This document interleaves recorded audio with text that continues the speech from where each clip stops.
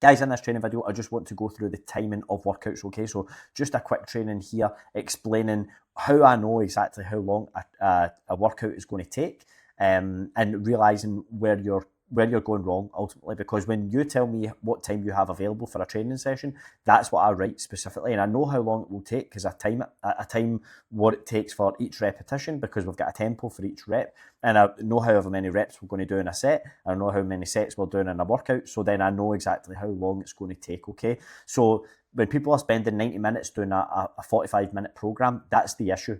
It's got nothing to do with the program, it's got to do with the execution of that program, okay?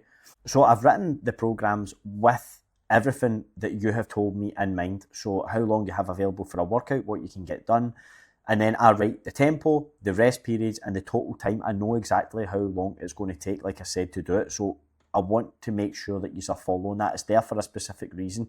The 3-1-1-0 tempo that you'll see me commonly use means 3 seconds to lower it, 1 second to pause in the bottom, and 1 second to raise it, and no rest at the top. So if it's a squat, coming down for 3 seconds, pause for 1 second in the bottom, 1 second to come back up, no rest at the top, back into your 3 seconds on the way down, okay? So that's 5 seconds per rep. If we were doing 15 reps, that's 75 seconds 75 seconds of work per set every time, not approximately, exactly, that's what it would take. And if anything, people would be a little bit longer on their rest, a little bit shorter on their workout time, and a little bit longer on their rest time. So like I've definitely erred on the side of caution here.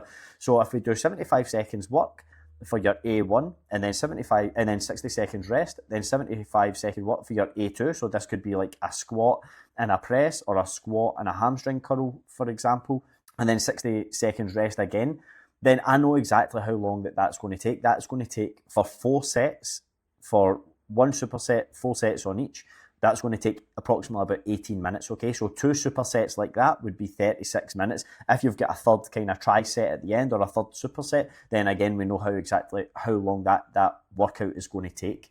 So the workout should take 36 minutes. To do that, now maybe we add in 5 to 7 minutes for a warm-up, and then maybe another 5 minutes for your warm-up sets for every exercise, like 5 to 7 minutes for warm-up sets for the whole workout. You know, we've added on an extra 10 minutes there, so we're at 45 minutes. You know, the problem is when you come in, you do 25 minutes walking on a treadmill, then you get on a foam roller and you roll around for a while, then you get the bands out and you do band shit for like 10 minutes, like, and then you're just getting into your workout. Like, you have to realise what we're there to do. Like, we're trying to get the most from the least, okay? And we're trying to focus on the big rocks. Like, you know how you warm up for squats? Not walking on a treadmill, going and doing lighter squats, going and doing bodyweight squats, or squats with half the amount of weight you're going to use for your working weight. Like, I've got training videos on how we should be warming up, so we know exactly what a warm-up should look like, okay? If there's a little bit of band work or something that's in there, that will only be 5 to 7 minutes. Like, there isn't a huge amount of time you need to spend doing that, okay? The tempo, the rest periods, and all that are to make it, are there to make this easy for you to follow, so we can standardise things. Because if you're not standardising how long a repetition is, and you're not standardising how long a rest period is, like, if the longer you rest, the more recovery you have, and the easier it is to progress on the next exercise.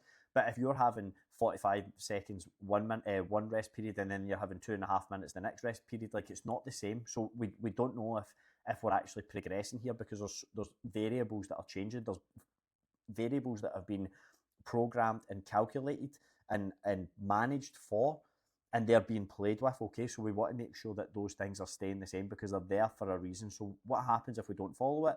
Sessions run for too long, and then people say that they don't have enough time to get sessions in. Excess fatigue, if we're not controlling tempo and these types of things, we're using momentum, and then we can get a wee bit of fatigue. We can also get likelihood of potential injuries as well. Like, the tempo's there to control the repetitions and make sure that it's the muscles that's doing the work, not the connective tissue, not the joints that are being put under stress.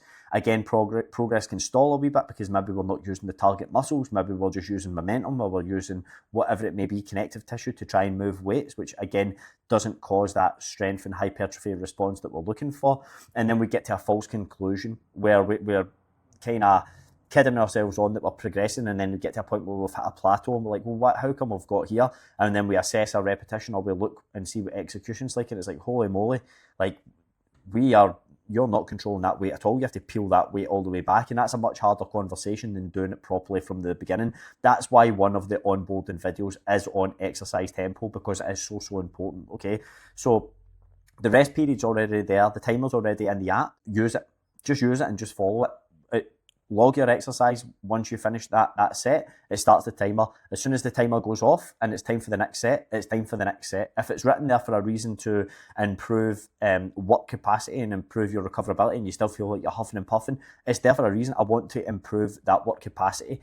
I don't want that to be a limiting factor, so we have to take that out of the equation. That's why we have to expose ourselves to those difficult circumstances. That's why another reason why the zone 2 stuff is there. So we don't have to do anything extra. We just have to use the tools that are already available in the app, that are already there in the workouts. Okay, so follow the tempo, stick to the rest periods, and hit the target reps. If you do that, your sessions won't go over, okay? Your sessions will be completed in the time that has been prescribed and in the time that you have told me is available, and we'll have no issues whatsoever, okay?